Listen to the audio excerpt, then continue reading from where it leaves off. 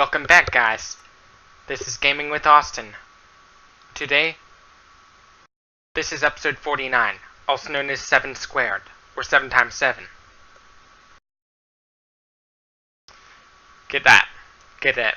Get it because the square root of 49 is 7. Multiplication is basically repeated addition. Adding numbers repeatedly. That's what multiplication is.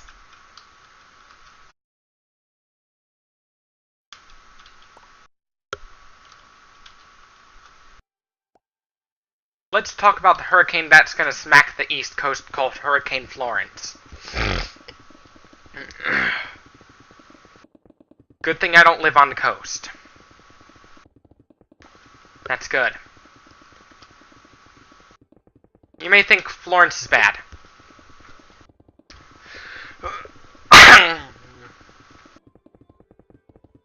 Look at Hurricane Maria. Hurricane Irma. They're both pretty bad too. But not as bad as Florence. But those hurricanes, they're nothing compared to hurricanes like 600 million years from now. Those hurricanes, they're nothing compared to hurricanes 600 million years from now. Hurricanes by that time frame, they'd be really bad. They'd be even more catastrophic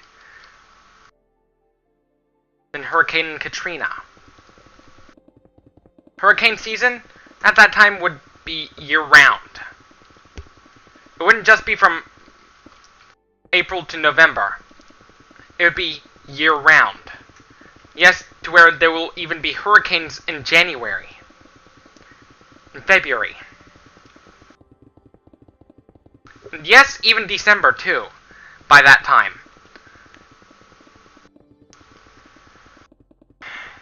Because as the sun gets brighter, the temperature gets hotter and hotter. But that is on a scale that we can't perceive. But as of right now, we have the ability to reverse climate change.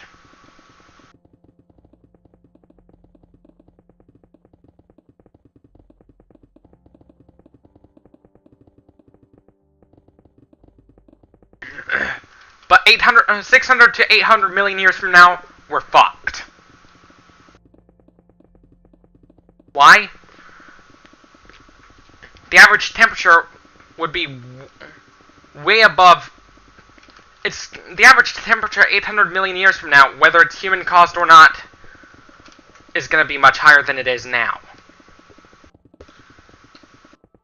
Because the sun will get brighter to the point where CO2 will fall, which means trees would become extinct.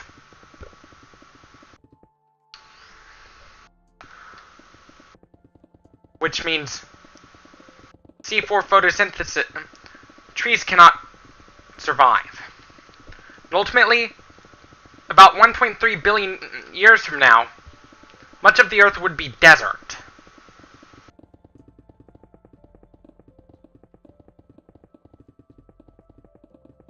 By then.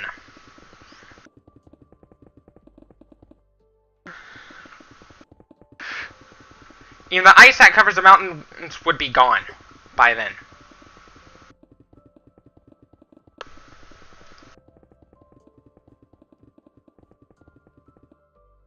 But as of right now, we have the ability to reduce our CO2 emissions.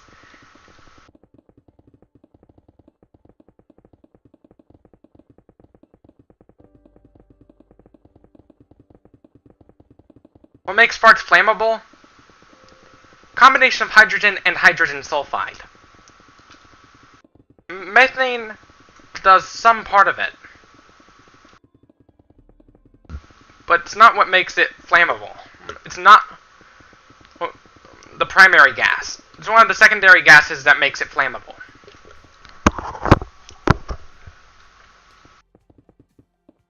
Eventually, by then,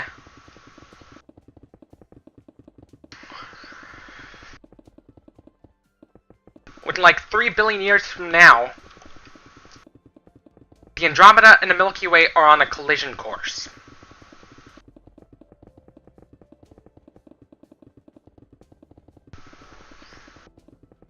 The Andromeda and the Milky Way are on a collision course. 3 billion years from now, they're on a collision course.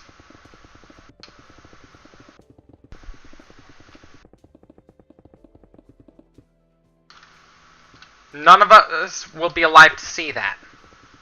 That are alive today will live to see it. Because, you know, the average lifespan of a human being is like 80 years, as of right now. But it is slowly rising. The limit to how long we can live, it depends on a variety of factors we can't control. We can and cannot control. One of the factors we can control is diet and exercise and our health.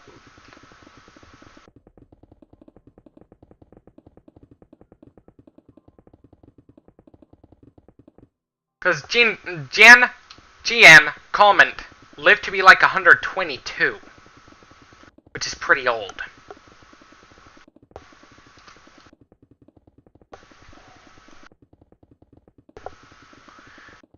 She lived to see both world wars,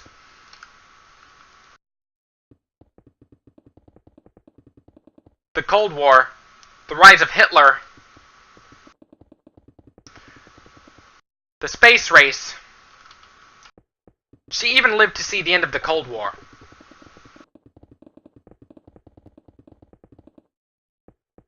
Yet she also lived to see the invention of the light bulb.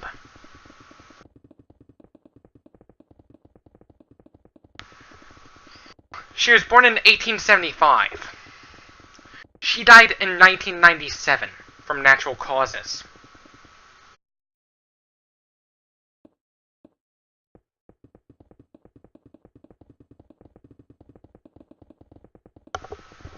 Eventually, the average lifespan around the world would be about 100. Even in the less developed nations, as healthcare gets better over time. But the problem with trying to increase it even further, look at the rise in antibiotic-resistant superbugs.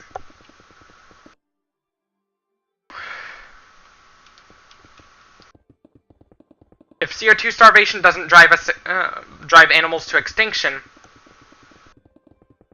it'd be the superbugs that'll drive animals to extinction. Because bacteria mutates faster in warmer weather. And bacteria mutates a lot faster in warmer climates. And weather, too.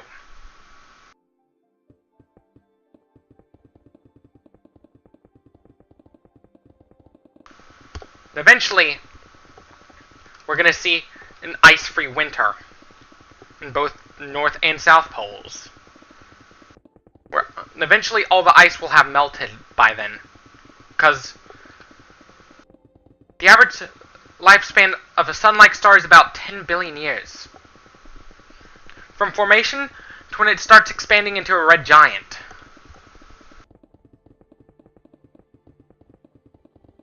Eventually, once it stops burning helium and starts burning other elements too, it would become relatively unstable. Then it's gonna explode. But for a sun-like star, it'll explode into a planetary nebula.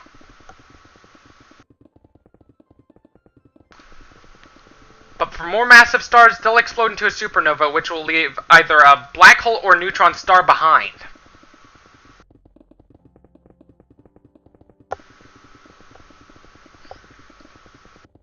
Depending on the mass of the star. If the star is massive enough, it'll become a black hole.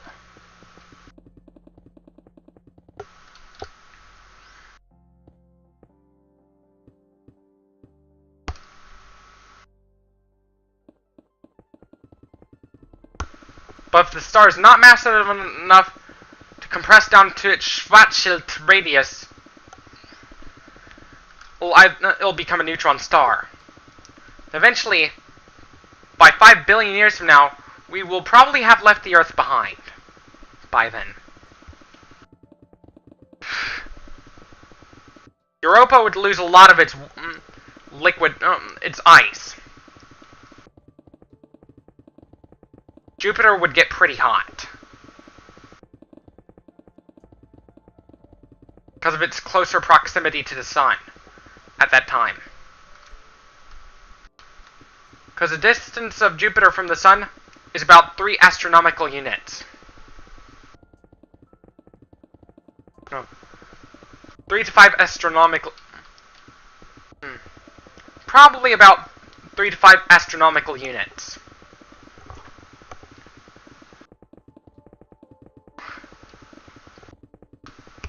From the Sun. An astronomical unit is the average distance between the Sun and the Earth.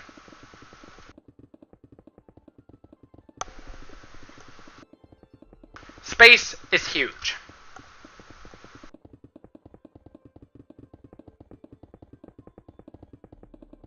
When the Sun becomes a red giant, its radius would be about 1 astronomical unit.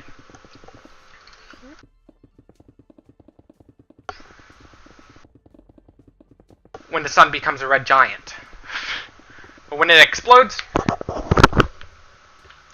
the only thing that'll be left is its core that would be about the size of the Earth.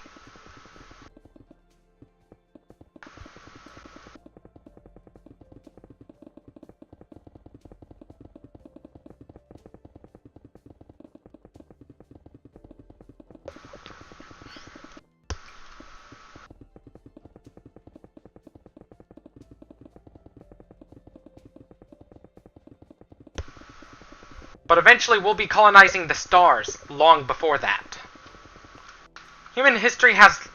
The history of Homo sapiens lasted around 200, possibly 300,000 years.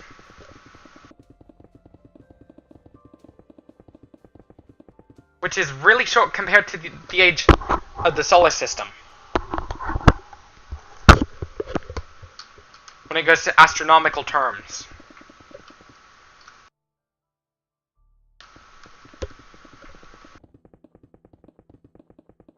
When like 100,000 years from now, one of the largest stars known, Vui Canis Majoris, will explode into a hypernova. Probably leaving behind a black hole.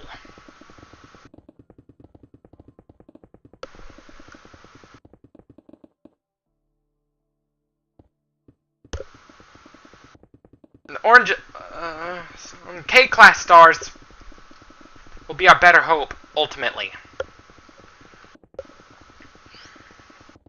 Because eventually we'll be colonizing other planets, too.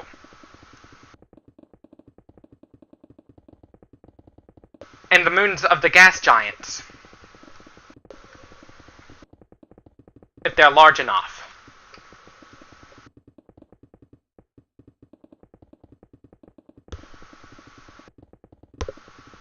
Which means that we'll have multiple habitats around the solar system. Or other planetary system.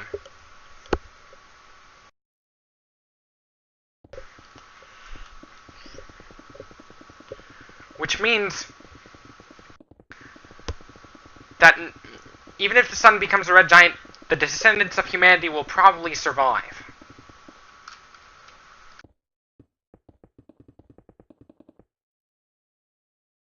What can end the world?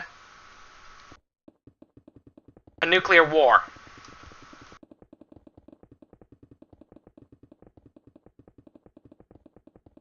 Those who survive the nuclear war,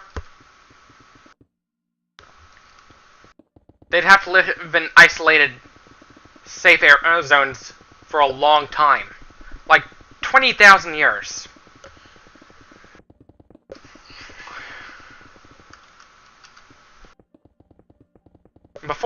As the Sun is beginning to expand, Mercury and Venus would get engulfed. The Earth, on the other hand, will probably... It's possible the Earth will get engulfed too. It is possible. Mars is going to be a hot house.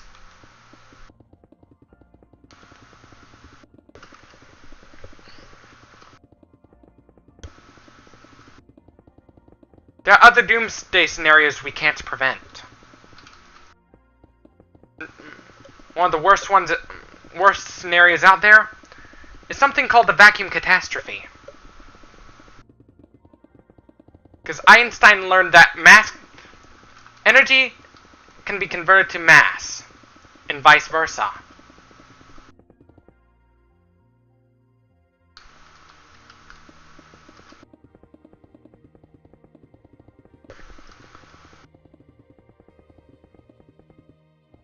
In Einstein's theory of relativity.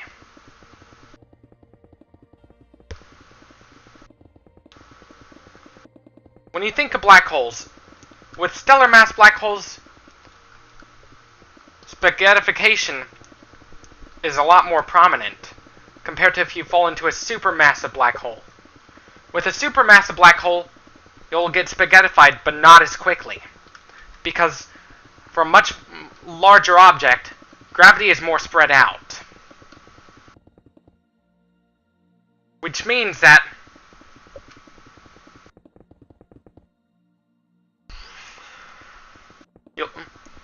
if you get close to a black hole, a supermassive black holes can stop time.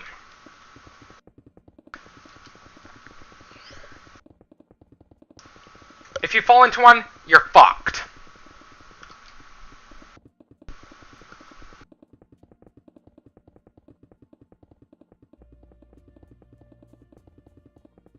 Which is a really big problem with black holes. Gravity on a black hole is so strong that not even light can escape.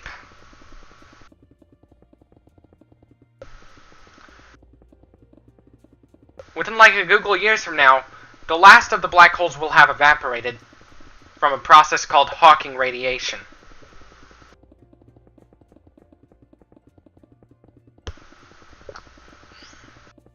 Want to know what that process is?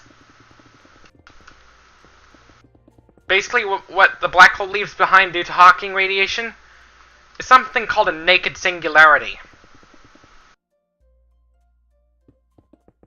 The singularity of a black hole is infinitely small, infinitely dense.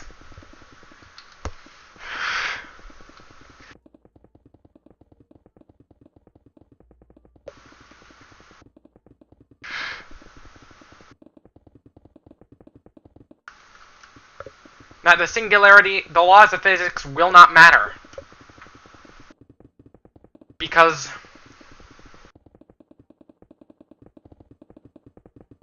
at that point, how the universe will end?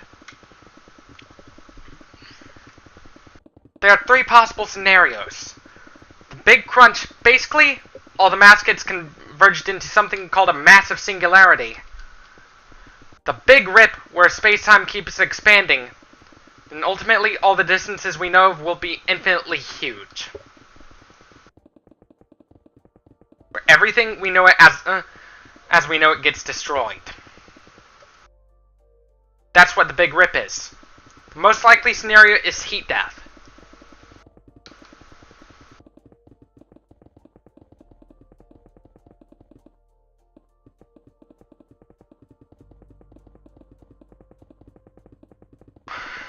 The orders of magnitude, amount of years required, that's a lot.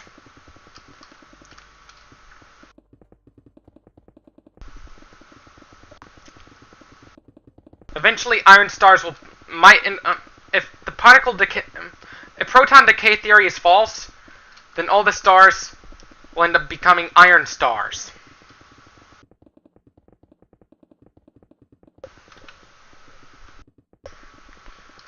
As a result of further nuclear fusion.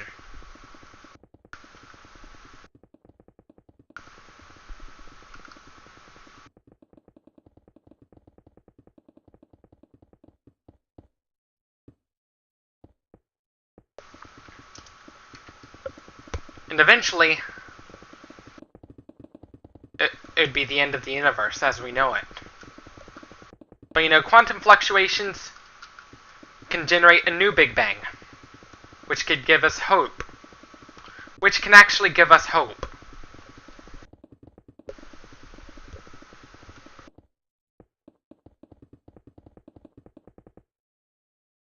If vacuum decay was to happen, we're never going to see it coming. We'll never see it coming.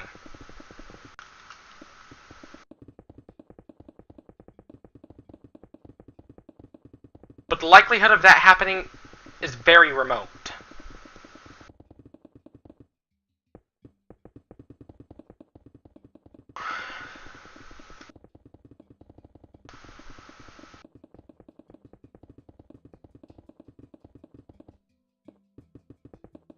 And even if it does happen, it would be in a very far away place within the universe. Like, so far, that it would never reach us. Because of the expanding universe.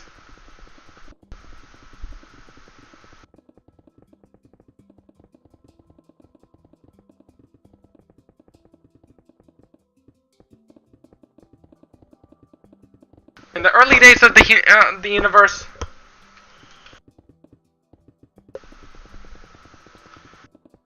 and once the last of the stars have died, it would go into the next Dark Ages. We would go into the next Dark Ages.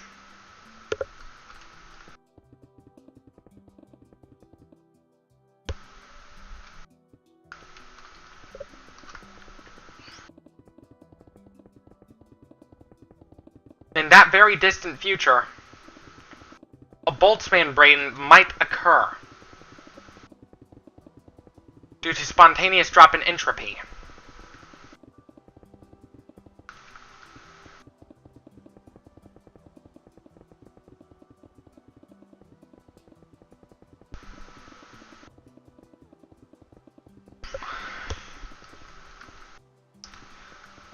But how can we save humanity traveling faster than the speed of light?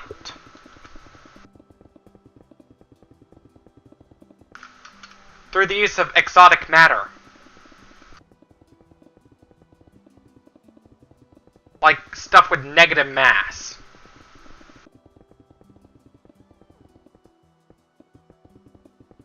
Negative mass can provide an insight to FTL drives. Whether it be wormholes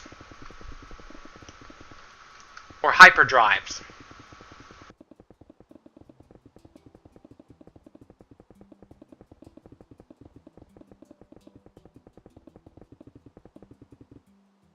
But the problem with wormholes is that they're trying to close themselves in because of gravity.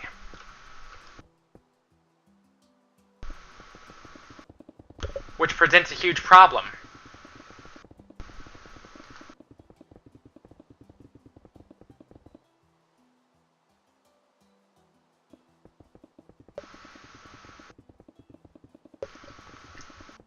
Eventually, if the string theory is correct, we'll be able to open up wormholes and go for faster than light travel. And traveling faster than the speed of light.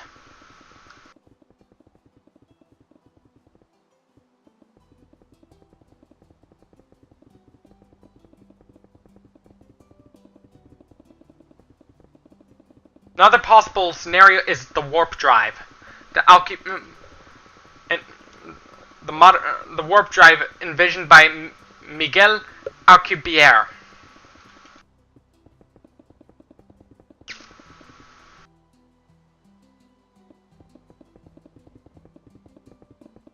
Basically, what that drive is, space-time...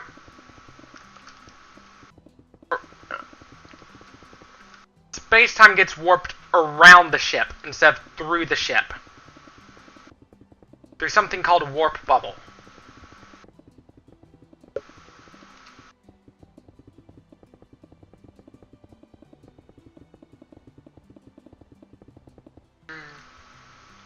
Will it be like traveling at such high speeds?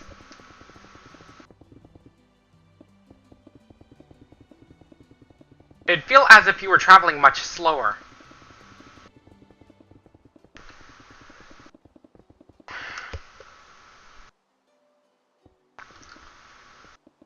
Because of something called a transwarp. But there is something called the transwarp drive. That's only in Star Trek.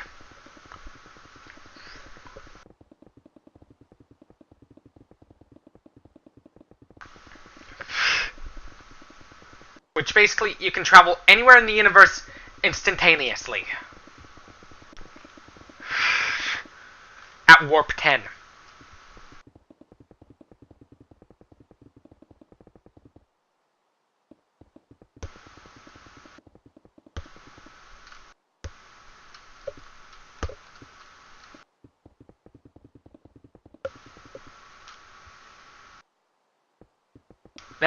At such speeds, the laws of physics break down.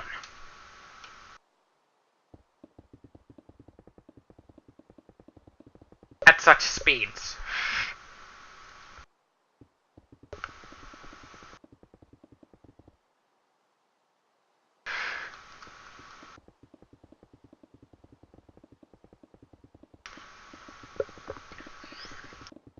We'll probably be living... a lot of us will be living on Mars, ultimately. Because of the Mars 1 project. SpaceX. Which was founded by Elon Musk.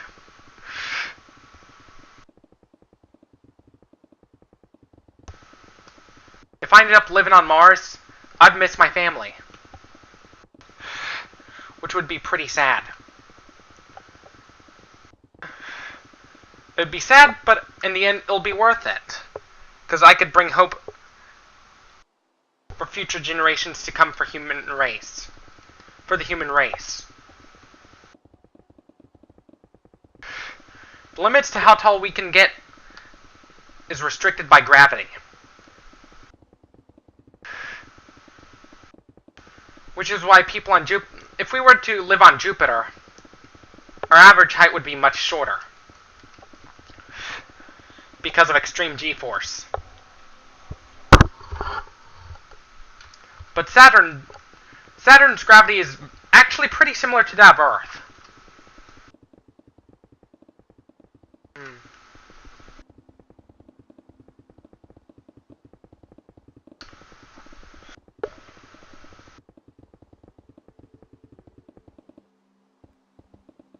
What can create artificial gravity when we start leaving our planet behind?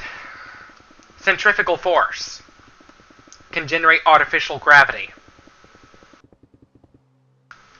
Centrifugal force.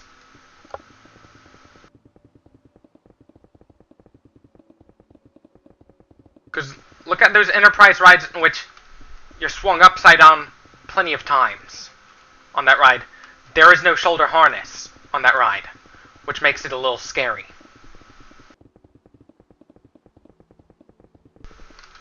The only thing that'll keep you in the gondola is extreme G-force.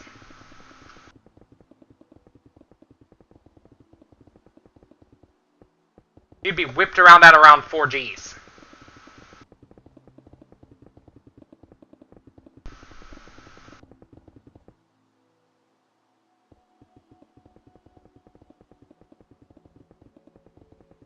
Yes, it'll be pretty quick. It'll be whipped around at high G-force.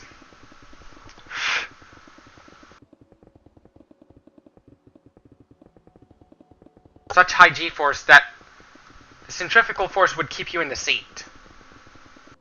I've ridden a Scream Weaver before at Carowinds before. On that ride, my arms actually felt a lot heavier. Imagine trying to lift a dumbbell while riding that.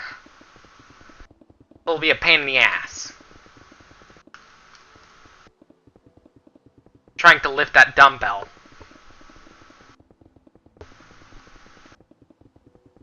Because of the G-force.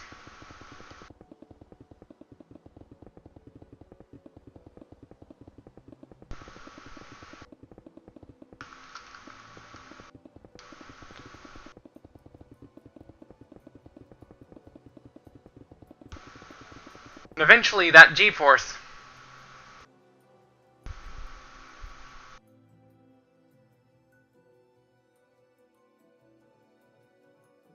at 11 Gs, it becomes impossible to stand up. Physically. No matter how hard you try,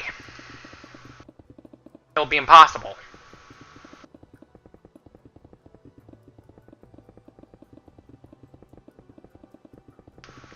Because your body can only hold a certain amount of G-force.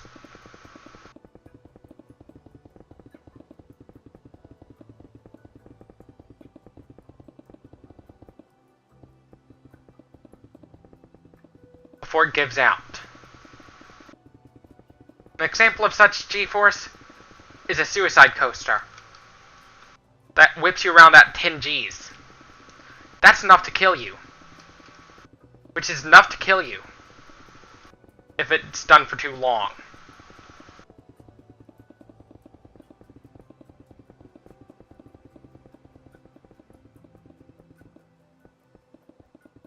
It can also be used as a more humane form of execution. Because look at the lethal injection.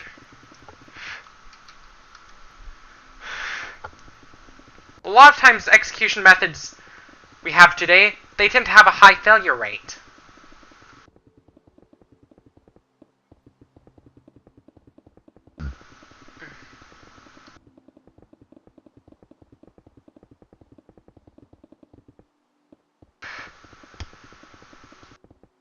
The reason why execution is legal in much of the Middle East is because they keep it that way in accordance to Sharia law.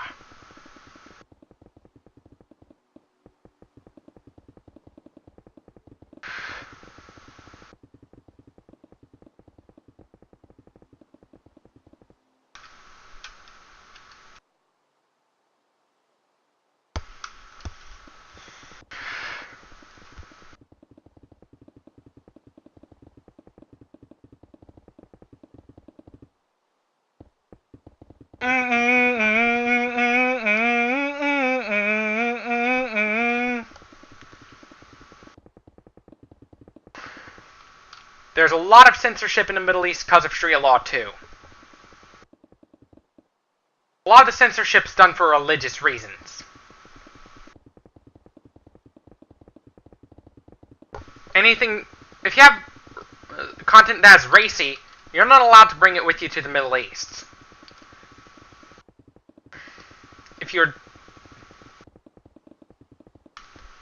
Because of its country's strict pornography laws.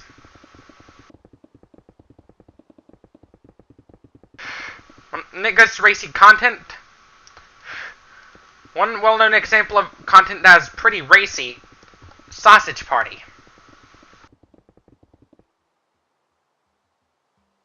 Look at Sausage Party. It's got a lot of profanity in it.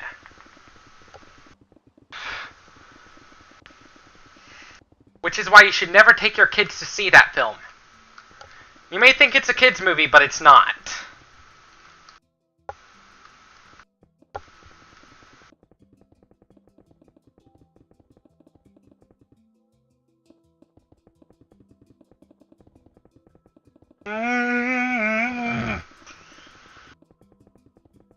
That racy content's a pretty big problem for our kids today. Because sometimes a lot of it has to do with the fact that they tend to be entitled now.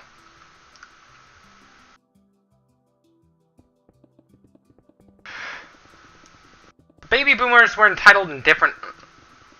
They were entitled, but they were entitled in a different way compared to what we are entitled to today.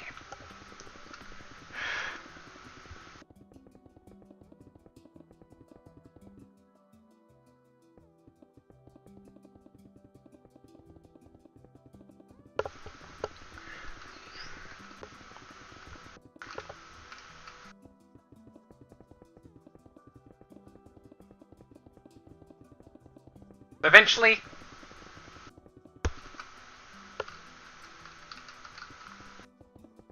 the whole world would be in debt. Every country will be in debt, ultimately. Even countries that tax the rich will ultimately fall into debt.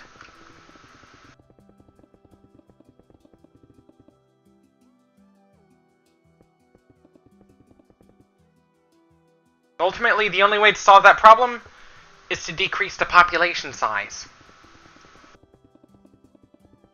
Once this road is finished, this is it for this video. Don't forget to leave a like if you liked this video, dislike if you disliked it, subs if you loved it. Share this with your friends to help my channel grow. Thank you for watching, and as always, stay tuned for more, and